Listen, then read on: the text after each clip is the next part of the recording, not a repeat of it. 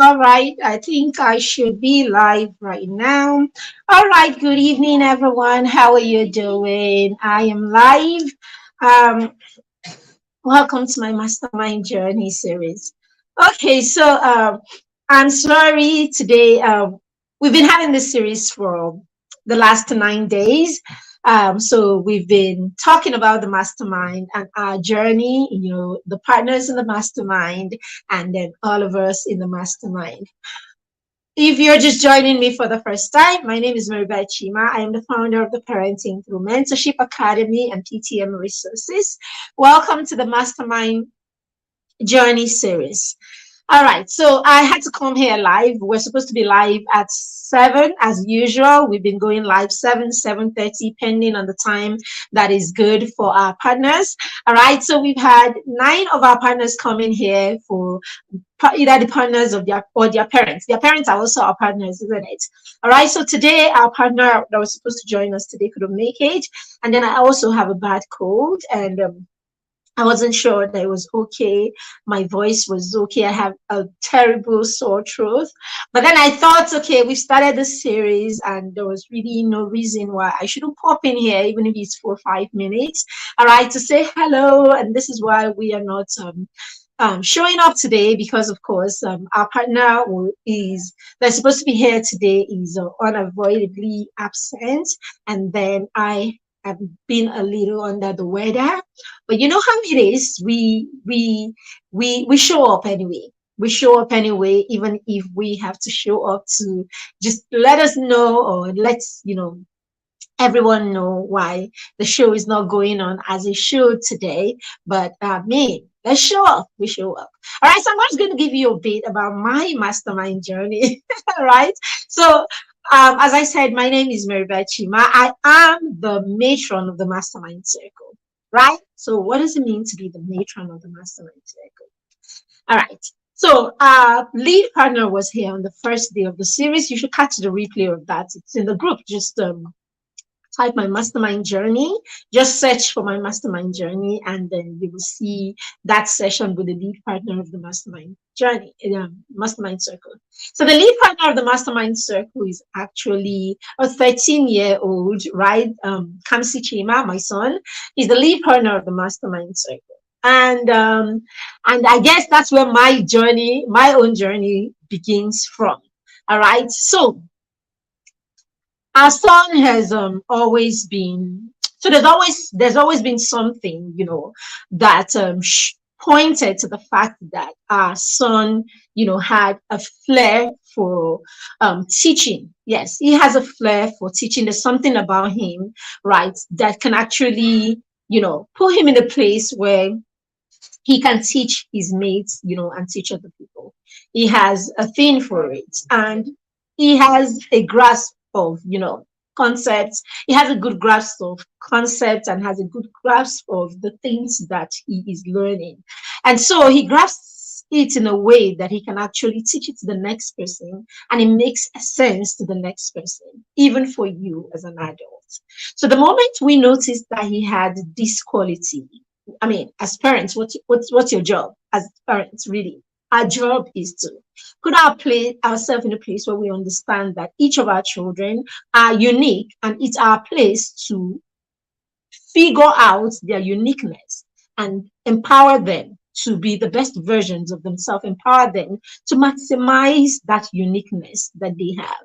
And so the moment we noticed that our son had the thing for understanding things deeply and easily, and not just understanding, he's able to articulate his thoughts and share that thought with some other person, and in the shortest time we thought, okay, it was a good thing to get him to help other people who probably do not articulate things as fast, or probably do not grasp things as fast as he does. And so when it was about 6 going on 7, okay, we have this because we have a parenting plan for our children, and that parenting plan is done in years and is done in season. All right.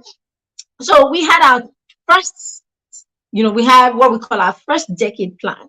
All right. And part of that plan is, to get our children, the first decade plan for our children. Okay. part of it is to make sure that our children understand what we stand for as a family, understand our values and all of that. And so, as early as possible, we started having conversations. Yes, I had just started my intentional journey. It was, as in, I was neither here, I mean, it was in pockets. I knew that there was more to parenting than how I was parented. Okay, I was in that place. I knew that there was more to parenting than how I was parented, and I wanted to do more. And at the time, I had started looking inward and understanding the fact that there were things that could have been different. I mean, if there were things that if they were different in my life, I felt at the time that I could have done more with my life. And so I didn't want to turn those things into my fear. I wanted to use those fears basically and use the fears to become a better person or a better parent. So I had gone down that path. I looked at that my journey and I'd gone down that path, and I was already turning some of the mistakes I think I made earlier, or the mistake that I thought my upbringing, the way my parents raised me, probably exposed me to, and I was willing to do differently. So yes, one of them was the fact that I wanted my children to read books. I wanted them to read books, because for me, it wasn't like my parents didn't, my parents were not intentional about me reading books, but I stumbled into it. And somehow, yes, my father also promoted it without, really sitting down, and thinking it through. So my dad would come back in the day and he will hand me his newspaper and say to me, so he will hand me his newspaper and say to newspaper to him. All right. So that's what he would do. He would tell me to read his newspaper to him, and I would do that. So it became like, the norm. He comes in and. So I guess at the time, okay, for him, that was just him. Probably he noticed something about me, or he liked the way I read, or he wanted me to improve in my reading. He never told me any of these things. But I noticed he would just call me May, and then I would come, and then he would hand me the newspaper and say, read that article for me. Okay, he will hand me the newspaper and tell me, look for this article and read it to me. And so I'll go from the first page, I'll look for where, what page the article is in, and then I'll go that way. I mean, I'll find the article and then I'll read it to my dad. So I guess that was his own little way, right? And so from that, I started getting interested in reading books. And so I read all the books that most of us read while we were growing up. I read the Sidney Sheldon books. I read Mills and Bones. I read, so I started So I started reading books, gradually that way on my own. And so I got really interested in reading books. And so I read books. And I believe, and I know, I don't just believe, I know that, that love for reading that I had as a child, went a long way for me, okay, even in my academics and in the way I started, perceiving life, and in the way I started seeing life and seeing myself, right? So I knew, for one, that our children were going to read, right? I knew that my children were going to read books. And so I met my husband. I think it was one of the things that also drew me to my husband, because when we met, I noticed that he read books. He had a standard library. I didn't even have a standard library. But when I met my husband, he had a standard library. He read books, and so I would go over to see him and I would take a book, I'll borrow a book, I would read the book, we would talk about it and all of that. So I think for me, it was an attraction, right, when I met him. So that's it. So by the time the children were coming, I knew we were going to do books. And so before I even had my first, I already had a set of books for him when I was pregnant. All right, so that was done. The other thing was, I knew that I was going to allow my children, find their path, right? Because this was me. I was that really reserved child outside, sharp-tongued child at home, and I was that child that loved to talk, I mean, at least at home. For some reason, I think it was self-esteem and all of that. I wasn't that much of a talkative outside, but I was at home, okay, and all of that. I read books, I told stories and all of that, but for some reason, you know how it was. Oh, you're brilliant, you're doing well in school, you're coming tops and all of that. That thing we keep doing. I was always coming first, I was always coming first, whatever, so basically everybody thought naturally I should go to the science class, because you're this, you should be in the science class. And so that's why I carried my babio and carried my lab coats and carried my what's it called, see, and all of those science books, and then I joined everybody and I was doing science that I had no business. As far as I'm concerned, I had no business I got into university, still doing science.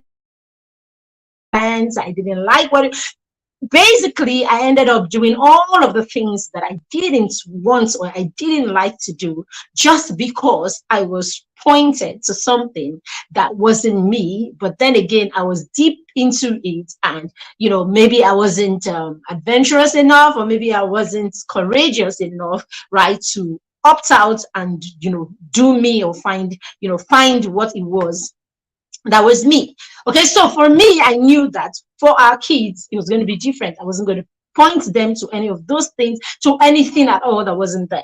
Okay, and so that's it. So that became the basis. Okay, so even at that time, that my intentional journey wasn't, crafted per se, I already knew some of these things. And so maybe that's why I'm so big on purpose. Okay, because somewhere, where I was coming from, I know how much of my potential was ignored, and I didn't want to do that for my children. I didn't want to ignore their potentials for anything. So by the time my son was 6, 7, we had started, before then, we even started having conversations here and there. We started having conversations about, I was already looking out. By the time our son was 3, I already knew he was into cars. All right, so that story for another day. In fact, you want to hear all of these stories, come to TIP conference. I'm going to be speaking on Thursday there. Then you can hear all of these stories. Okay, so basically, I got into the whole, thing early with him. And by the time he was 7, 6, 7, we had started having this conversation. And he said, oh, I would like to teach my friends science. Teach my friends science. And from that, things happened. I can't start telling all of those stories today. It's going to be long. This session is just I want to be here for just 20 minutes, okay, or less even.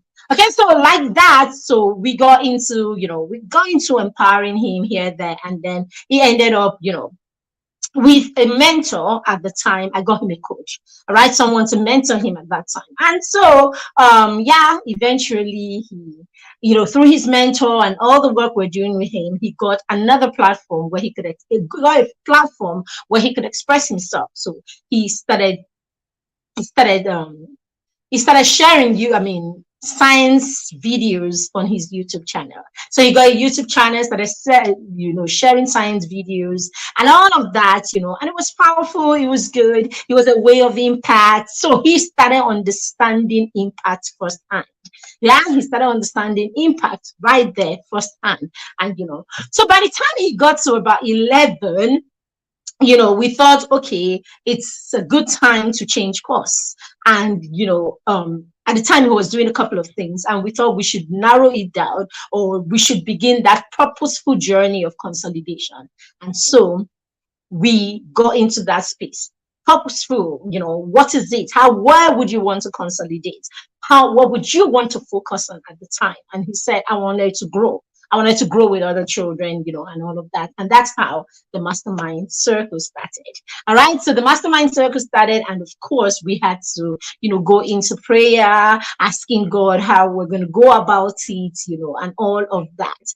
And so, somewhere, while praying and you believe in God for a direction on how to go about it, we came to this place where we said, something, this is about the children, this isn't about an adult, it's about the children. So yes, in this circle we're going to be supporting the children. I am going to be supporting the children. And so what is going to be my role in this? What role am I going to play in this Mastermind Circle? And so the role of the matron came up. So if these children are going to direct themselves, if they are going to if the structure we have here is going to be child led, if it's going to be about the children, if it's going to be consolidation, then someone has to be there to guide them. And so I became that person that's there to guide them. And so in the last almost 2 years, 1 year and a half, it's been an amazing journey. Okay, supporting these children, guiding them, holding them accountable, okay, and all that. And what's part of that role? Part of my role is to empower these children every morning. So I wake up every morning and I empower these children, because there is the place of, waking up to a voice that means well to you, waking up to a voice that reminds you of who you are, and waking up to a voice that reminds you of what you are capable of. So I think it was a good thing I came here, because I'm even talking better. I also hurt so badly anymore. All right, so waking up to that voice that reminds you of who you are, that voice that, points you, okay, to a path for the day. And so this is part of what I do with the children at the Mastermind. Okay, now this and many other things is actually what I do with the kids at the Mastermind. All right, now another thing that I do that is profound with the kids at the Mastermind is I make the children relax and understand that there is someone that has got their back besides their parents. Okay, so I make them comfortable with me such that when some of the children get into trouble, okay, they would actually say to their parents, "Can I speak to Auntie Mary Beth? Can I speak?" They will actually get permission to take their parents' phone and then go away just to talk to me. So sometimes I'm coming back to speak with the parents and I realize some of the things that they've told me, they didn't even say to their parents. Now, what does it mean? Does it mean that I'm more important than their parents? What does it mean? Now, it doesn't mean that. It simply means sometimes children are broken because they feel they've just done that same thing that their parents has warned them, or their parents have been warning them about for so long. So there is that place of there's that remorse that is really deep. Okay, that if you don't channel well, could actually be like shame. Okay, so there is that thing at the time, and the children feel like they have really disappointed you as their parents. And so they may not be very open with you, especially if you have been a parent that is judgmental, or especially if you are a parent that is not rational. Now, the simple fact that they know that you will react in a certain way might be the reason why they are not going to be comfortable telling you that thing. So it could be this, it could be that, it could be just the way they know that you will react if they open up to you. That alone is enough to keep your child from talking to you. The other one could be that they are just deeply remorseful and they really do not know how to come to you and say this thing. So that's why, as a parent, you want to keep that trusted adult around. That when your child isn't talking to you, at least you are sure that your child is likely talking to this person. And that's what I fit in. Okay, that's how I fit into the life of your children, I mean, the children in the Mastermind. So I have filled that position for a lot of them. And that's one of the roles that I play in the Mastermind. There are many, there are many roles that I play in the Mastermind. But I want to say to you, for free parents, there is something about having someone who's on the same page with you. There's something about having someone that your children can trust, someone that they are sure would not judge them. That is the reason why your children are so close to their friends, and they willingly will say certain things to their friends and will say to you, because their friends do not judge them. Their friends do not judge them. So I am not saying we should become permissive and not pay attention to the things that our children do that are wrong. But we need to get to the place where we can be so in tune, or we can be so emotionally stable that we allow them, know that they have us. It is a world that is crazy out there. The things that come at your children daily are crazy. The things that they encounter, the challenges that they have. So every child needs a safe place. And if your child cannot find that safe place in you, your child is going to find that safe place somewhere else, because they need some safety to cope in the world that they are today. So yes, the human body wants to cope. Okay, your child wants to live, your child wants to exist, your child wants to live. And so he's going to look for a way, right, to get that stability. He's going to look for something to turn to help him feel good. Okay, and so if you are not a safe place for your child is going to look somewhere by all means for that, and you just never know where that somewhere or what that somewhere would be. Okay, and then in the midst of all of this, some of us will not add to the issue by handing them phones. You now hand phones to your preteens and your early young teenagers. Okay, and so when they can't find you, they can't find solace, they can't find rest in you, they can't find, a place to turn to, they will turn to their phone. And hey, you don't want them to turn to their phones, right? You don't want them to turn to their phones, because on that phone exists over 5 billion people, right? That's amount, I mean, that's the number of people who are online. On that phone exists about 5 billion people. And you want to put your child on that space, unguided, just because they cannot get the support they need from you. All right, so parents, what I'm saying is you need collaborators, and that's what the mastermind is about. So that's my biggest role in the mastermind, to stand there as a support system for your child and to stand there as a collaborator for you as the parents. So if you would like your child to be a part of the mastermind, that you should. Okay, our new cohort begins on the 1st of September this year. Yes, that's when the new cohort of the mastermind begins. It's a good time, all right? And it's something that you should do for your children. Why don't you book a slot and get your children to join us for the new cohort?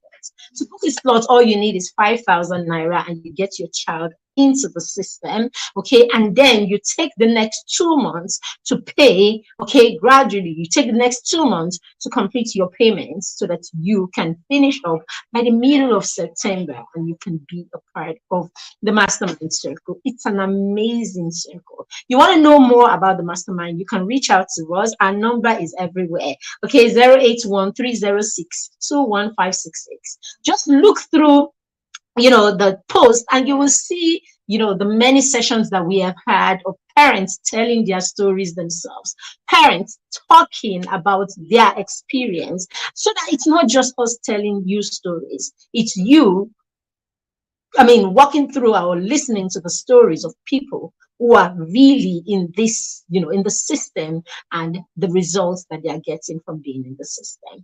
All right, so that's about it. I'm going to run now. Thank you for joining me. I think I feel a little better now, even though the sore throat is still there. All right, so thank you very much, everyone. If you're catching the replay, all right, so just let me know where you're joining me from. Give me a thumbs up, okay? If you could flow with my story. All right, so